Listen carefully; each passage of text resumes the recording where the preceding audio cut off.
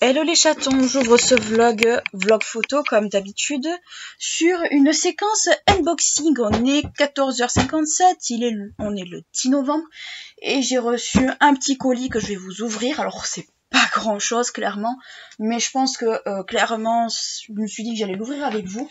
Et j'avais reçu aussi, alors j'étais allée chercher au relais, celui-là je l'ai reçu à la maison il y a quelques temps. Je m'étais fait une commande Zara, alors il y a quelques temps, il y a 2 mois presque, sur un truc comme ça. Alors j'ai déjà ouvert juste ici, là il y a mes coordonnées. Mais par contre ce que je voulais vous montrer en fait, et j'y croyais pas quand je l'ai reçu, c'est, regardez-moi comment c'est emballé. C'est super beau, papier, tout ça. Enfin vous allez me dire que je m'extasie pour rien, mais c'est la première fois en fait que je vois ce genre de choses pour une marque de fringues, on va dire, de fast fashion. Je m'étais commandé une veste rose. Regardez-moi ça. Elle est juste trop belle. Ne gâche pas le plaisir, toi. Elle est juste trop belle. Alors pour ceux qui se demandent de ma taille, moi c'est du double XL que j'ai pris. Donc c'est vraiment très grand parce que je suis très grande, même si j'ai beaucoup maigri.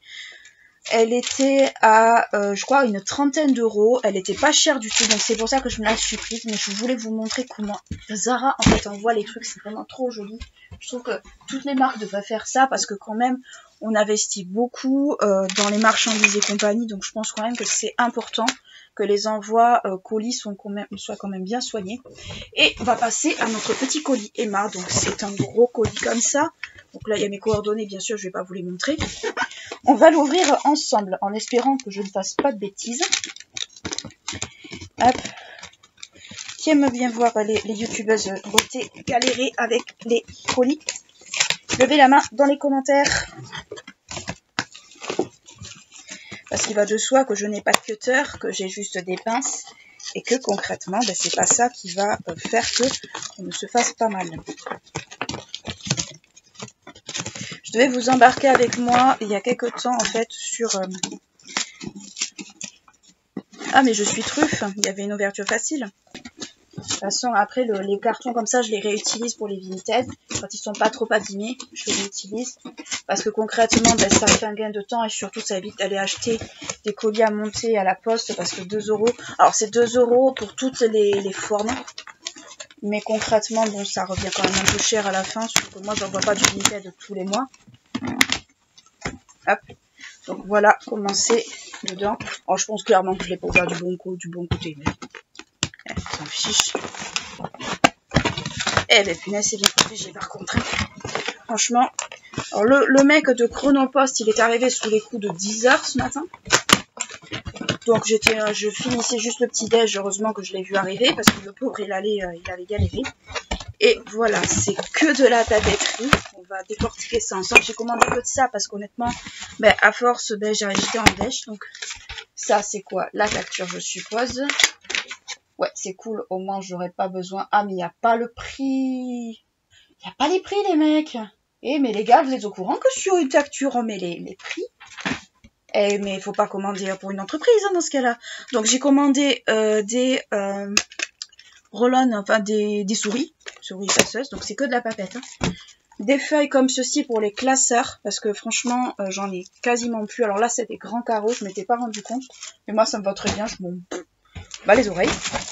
Des intercalaires. Oui, on se croirait à la rentrée des classes, mais en vrai si vous voyez comment je travaille par rapport au podcast, vous comprendrez pourquoi j'achète ce genre de truc. Et là, ma boîte de stylos qui est totalement défoncée. Franchement, ça par contre, je suis désolée. Mais là, c'est entièrement défoncé. Faut pas déconner quand même au prix. Alors, ils sont pas chers, c'est les premiers prix. Mais il faut pas déconner quand même. Ça se serait barré dans tout le colis. Là, par contre, je n'aurais pas été très contente. Donc, voilà, Emma, faites attention quand vous envoyez des trucs. Ça, c'est des pochettes plastiques. Donc là, il y en a un et là, il y en a 2. Donc ça tombe très bien parce qu'il y en a un pour ma mère et pas pour moi. Donc il y en est pas mal taxé. Donc ça va de côté. Ah, oh l'arnaque. Ah mais c'est pour petits classeurs. Oh la mauvaise surprise. Bon, ben tant pis, hein, ça servira, mais pas pour les podcasts, ça c'est sûr. Mais ça servira pour autre chose. J'ai commandé aussi un... Ah, c'est à ça que ça ressemble pour les cartes. Ah d'accord, j'avais commandé ça aussi pour les cartes.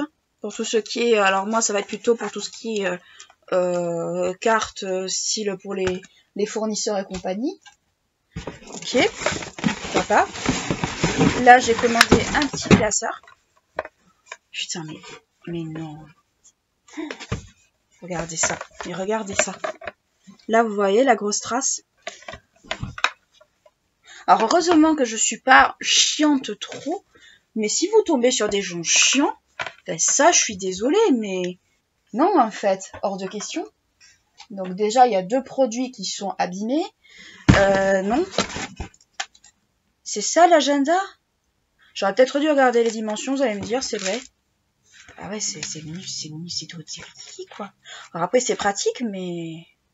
Regardez l'agenda, tout petit, comparé à l'autre de chez Action que j'ai. Chez Action, ils sont plus grands, ils sont pas au même prix, mais ils sont plus grands. Et en vrai, ben, ouais, pour tout ce que j'ai à mettre dedans... Ouais. Alors, j'aime pas râler de base, hein. Quand je fais des commandes, j'aime pas du tout râler. Mais là, bon là, il n'y a plus rien. Normalement, il n'y a plus rien. Qu'est-ce qu'on peut dire sur cet unboxing? Il y a 2 fails, en fait. Déjà, premièrement, le classeur est un peu à une griffe. Alors, quand c'est moi qui le fais, je me tais. Je me tais parce que je me dis c'est ma faute. Mais quand tu le reçois comme ça, honnêtement, c'est un peu moyen. C'est pas très sérieux. Et puis, la boîte de crayons défoncée comme ça, je suis désolée. Ça, encore, je peux comprendre quand on les reçoit de fournisseurs de bureaux classiques. Mais là, c'est pas une boîte, en fait. Enfin, regardez un peu l'état de la boîte, sérieusement. Alors là, je pinaille beaucoup, mais parce que j'estime quand même que... Regardez l'état de la boîte. On dirait qu'on est allé se servir dedans. Je vais pas m'amuser à compter, voir s'il y en a 24, mais c'est moyen, en fait, ça. Donc...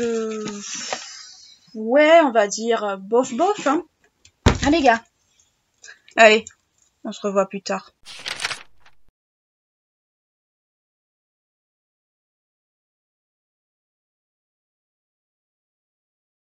Coucou tout le monde. Alors je vous prends, on est le 12 novembre, il est 18h14.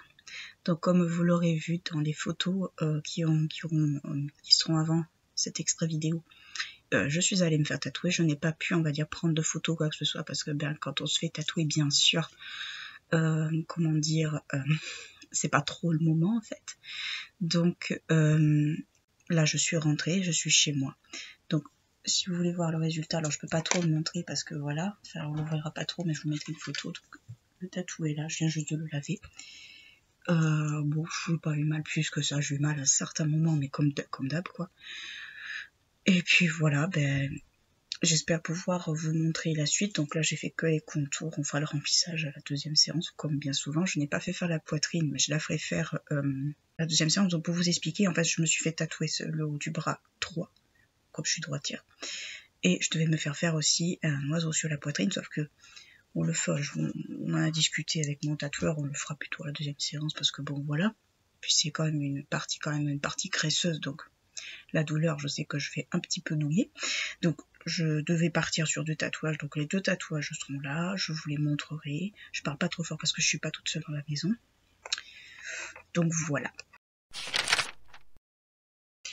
Hello tout le monde, j'espère que vous allez bien. On se retrouve pour la dernière séquence de ce vlog. On est le 22 novembre.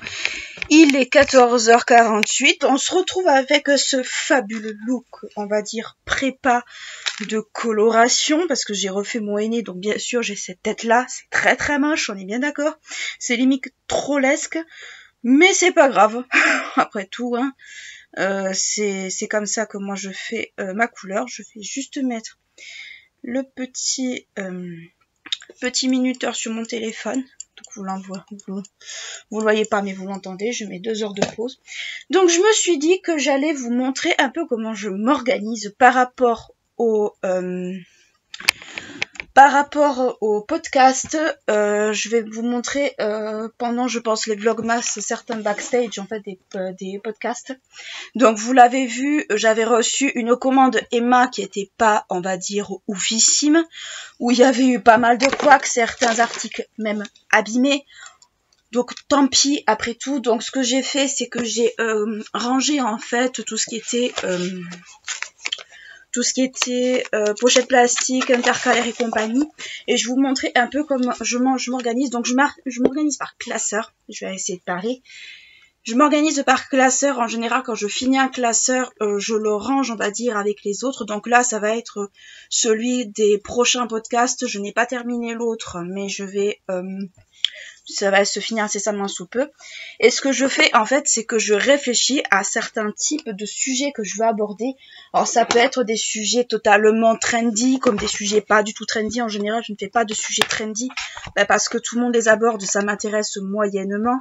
Donc, en fait, je réfléchis un peu aux sujets, moi, qui m'intéressent, et aux sujets, on va dire, que je trouve pertinents d'un point de vue pédagogique, et surtout qui peuvent être intéressants d'un point de vue aussi recherche. Hop, je suis allée chercher les étiquettes. Donc je vous ai épargné la séquence recherche. Et ce que je fais, c'est que sur chaque intercalaire, en fait, je vais mettre une étiquette avec le sujet traité en général. En général, je fais ça avant et surtout, en fait, je réfléchis à certains sujets avant. Donc là, ces derniers temps, je traite des sujets de médiéval parce que je suis médiéviste à la base. Je suis pas ni contemporainiste, ni antiquisant, je suis médiéviste, donc je traite en fait des sujets qui sont en rapport avec ma spécialité. Donc j'ai traité par exemple le servage, le podcast sur le servage sera sorti depuis. Donc là j'écris servage sur une étiquette. Hop, vous voyez ma belle écriture, j'écris vraiment très mal, mais je le sais.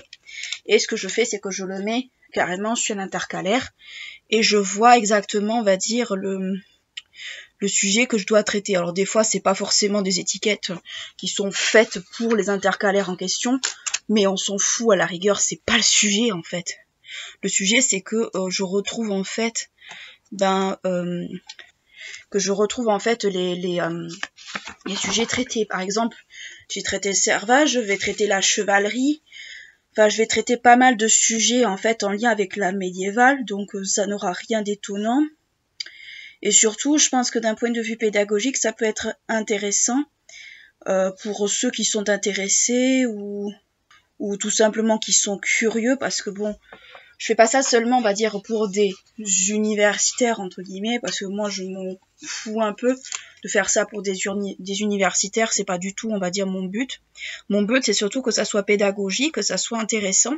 Alors, j'ai bien conscience que la qualité image n'est pas toujours, j'en ai bien conscience. Je fais au mieux, je n'ai pas, on va dire, un studio d'enregistrement ni quoi que ce soit, j'ai pas ce genre de technique. Mais voilà, je fais aussi, on va dire, de mes envies des sujets que je trouve intéressants, des sujets que je trouve pertinents aussi. Parce que tous les sujets, je suis désolée, mais tous les sujets ne sont pas pertinents. Il y a des sujets qui sont traités et retraités, que j'aime bien aussi, hein, mais il y a des sujets que je sais que je n'aborderai pas. Exemple, je sais pas, moi, qu'est-ce qu'on pourrait prendre comme exemple? J'ai pas forcément, là de suite, j'en ai pas forcément, mais disons, par exemple, l'affaire des poisons ou l'affaire du collier de Marie-Antoinette, par exemple, vous trouvez des podcasts qui sont très intéressants. Enfin, c'est pas vraiment des podcasts, c'est plus des vidéos qui sont très intéressantes dessus, mais que je vais pas traiter moi parce qu'il y a déjà eu pas mal de choses qui sont faites. Et surtout, c'est pas forcément, on va dire, des sujets qui m'intéressent beaucoup. Je suis désolée, par contre, si j'ai une grosse trace de henné sur le côté, mais c'est totalement normal. C'est un peu comme quand on se colore les cheveux, il y a des fois des petits accidents. Là, j'en ai eu un. Donc c'est vrai que c'est pas forcément, on va dire, des choses qui me plaisent en soi. Donc moi je me fais un planning, on va dire, sur 1 mois, 2 mois, 3 mois, ça va dépendre. Et ensuite, je vais voir en fonction de ce que je trouve, en fonction de ce qui peut être aussi pertinent et intéressant. Il y a des livres, par exemple, que j'ai à la maison sur lesquels je peux travailler, puis il y en a d'autres que pas du tout. Mais c'est vrai que bon, je fais aussi en fonction du mood du moment, en fait. Donc voilà, donc là je suis en train en fait pendant que je vous explique, je suis en train de remplir les étiquettes. Donc là j'en ai fait quelques-unes, vous voyez là avec les petits trucs blancs. Donc j'en fais un certain nombre à peu près de ce que je prévois de faire. Il y a des choses que j'ai en tête mais que je vais pas forcément traiter de suite. Par exemple, je voudrais faire une vidéo sur l'autisme, mais pareil, ça c'est des sujets qui sont extrêmement difficiles à traiter. Il faut vraiment avoir une approche d'ensemble. Il faut aborder les 4 périodes historiques. Donc c'est des choses, on va dire, qui sont extrêmement pointues et qui demandent vraiment des connaissances je n'ai pas forcément. Donc quand j'ai fait ça, ce que je fais, c'est que je vais prendre tout simplement mes recherches à ranger. Alors je sais pas où c'est là-dedans. Donc j'ai une pochette avec écrit backstage là, donc là bon j'ai mis du scotch parce que l'étiquette se barre et ça me fatigue. Donc moi je mets tout dans un truc comme ça et je prends tout mon stock qui est ici et je vais le ranger en fonction en fait de l'importance. C'est-à-dire que je vais ranger tout ce qui est Larousse, dictionnaire, X ou Y en premier. Je vais les mettre en premier parce que c'est les premiers trucs que j'ai cherchés. Et ensuite, je vais mettre tout ce qui est articles, prise de notes sur les bouquins et tout ça à la fin. Donc, moi, je fais comme ça, mais après, chacun fait comme il veut. Moi, je toujours travailler comme ça. C'est pas forcément la façon la plus facile, mais je trouve que c'est la façon la moins pénible, en fait. Donc, voilà, je range là, par exemple, j'ai du Le Goff, je vais le mettre avec les livres. J'ai des articles de Percé que je vais mettre aussi. Alors après, ce que je fais, je vous montrerai exactement comment j'organise un peu les scénarios, les choses comme ça. Enfin, les scripts, pas les scénarios, parce que ce n'est pas des trucs de film. Je vous montrerai, je pense, dans les vlogmas, un peu comment je fais. Et surtout, en fait, en fonction aussi de quoi je me base pour sélectionner aussi les sujets. Donc, on verra, je pense, tout à ce moment-là. Donc voilà, après, je les garde, hein. Faut pas croire, je ne les jette pas, je les garde, quand je partirai, je pense, dans mon prochain logement, je les prendrai avec moi parce que j'ai tendance aussi à me resservir des données qui sont à l'intérieur. Ça m'évite à nouveau de rechercher à nouveau l'information dans les livres. Donc voilà, j'ai tout, je l'ai rangé comme ça. Ça fait très scolaire, mais j'ai toujours travaillé un peu à être que ce soit bien ordonné, bien classé. Pour moi, c'est important parce que sinon, en fait, c'est le bazar, c'est vraiment un calvaire, quoi. Et après, j'ai tout, on va dire, tout la prépa là-dedans. Donc, j'ai les étiquettes, j'ai la to-do list, j'ai tout. J'ai tout, en fait, dans un seul truc. Donc, voilà ce que je pouvais vous montrer de comment je m'organise par rapport au podcast. Je vous en montrerai beaucoup plus dans les vlogmas, hein, chaque chose en son temps. J'espère que ce petit vlog vous aura plu. Donc, c'est le vlog photo. Enfin, là, c'est le vlog photo. Ça sera vlogmas version photo, vidéo, un peu comme là, en fait. Donc voilà, et par rapport au tatou, parce que je vous ai montré que je m'étais fait tatouer en début de mois, bon, il a fini de muer, pour l'instant il va bien, donc il est comme ça. Donc là, il va relativement bien. Par contre, honnêtement, je comprends pourquoi les tatoueurs aiment bien tatouer en été, pas en hiver. Parce qu'en hiver, avec le froid, la peau a tendance à piquer. C'était affreux. Donc c'est vrai que bon, ça n'a pas été évident, mais ça va, je me suis pas grattée. J'ai encore un peu de mue par-ci par-là. Mais globalement, ça va. Je regarde si j'ai rien. Non, globalement, ça va. J'ai pas trop à me plaindre. J'ai encore un peu de mue, mais bon, ça, c'est totalement normal. Enfin, moi, j'appelle ça de la mue, mais bon, chacun l'appelle comme il veut. Donc, voilà. Je suis très contente. Je vais me faire la couleur le mois prochain. Vous le verrez dans le vlog, on va dire, dans un des vlogs photos de décembre. Mais vous le verrez pas avant. Donc, vous verrez le résultat à la fin. Vous avez probablement déjà vu la photo avant, mais c'est quand même plus joli quand on le voit en vrai que sur image, c'est quand même beaucoup plus cool. Donc voilà, écoutez, j'espère que ce petit blog photo vous aura plu, que vous aurez bien rigolé en voyant ma tête avec cette Charlotte ridicule, mais ça m'évite de foutre du henné partout. Honnêtement, si un jour vous voulez faire du henné, je vous conseille d'investir dans des Charlottes.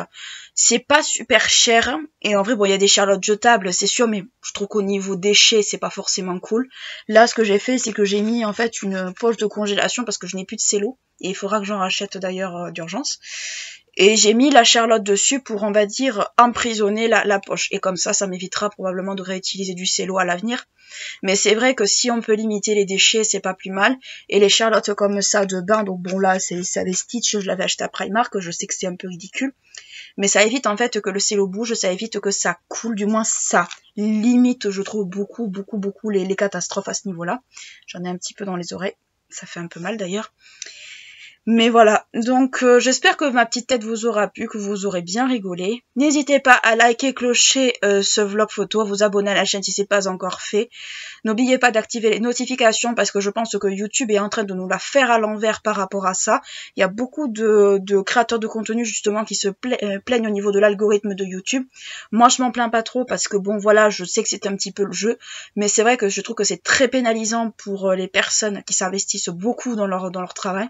Donc n'hésitez pas à liker, clocher et je vous fais de très très gros bisous. Je vous dis à très bientôt. Ciao.